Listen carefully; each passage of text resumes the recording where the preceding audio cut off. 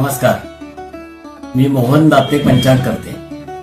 यावर्षी 2 मार्च सोमवारी होलिका दहन आहे। ते संध्याकाळी सूर्यास्तानंतर नेहमीप्रमाणे प्रदोष कालामध्ये आपण होलिका दहन करावायचे आहे। दुसऱ्या दिवशी पौर्णिमा प्रदोष काळात नसल्यामुळे 2 मार्च रोजी चतुर्दशी या दिवशी सूर्यास्तानंतर आपण नेहमीप्रमाणे भद्रा असताना सुद्धा होलिका दहन करावायचे आहे। 3 मार्च रोजी दुसऱ्या दिवशी म्हणजे मंगळवारी धुलीवंदनाचा दिवस आहे।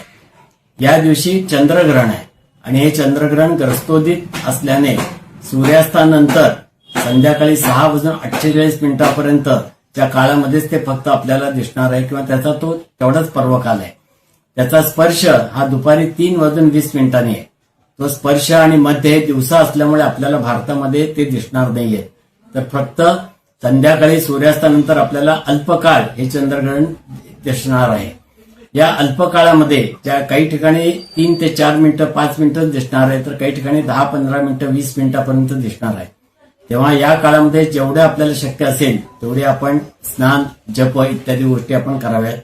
जर काही शक्य झालं नाही तर किमान 6:48 नंतर आपण ग्रहणाचे मोक्ष स्नान करावे।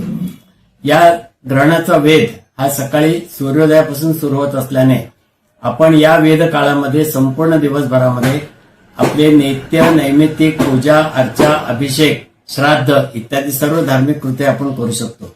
फक्त या ठिकाणी भोजनाचा निषेध आपल्याला सांगितलेला आहे। तरी परंतु जे अशक्त आहेत, आजारी आहेत, वृद्ध आहेत, बाल आहेत, गर्भवती आहेत स्त्रिया, या सर्वांनी 11 वाजेपर्यंत अन्न घेण्यामध्ये हरकत नाहीये। त्यानंतर मात्र संध्याकाळी मोक्ष झाल्यावर आपण भोजन करावायचे आहे। अर्थात या सर्व गोष्टी करता येत असल्यामुळे जो धुलीवंदनाचा दिवस आहे त्या दिवशी आपण धुलीवंदन, होळी म्हणजे रंग खेळणे इत्यादी सर्व गोष्टी आपण दिवसभरामध्ये करू शकतो। त्याला कोणताही निषेध नाहीये।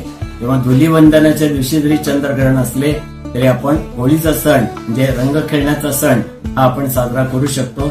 आणि तेव्हा या होळीच्या निमित्ताने आपणा सर्वांना हार्दिक शुभेच्छा।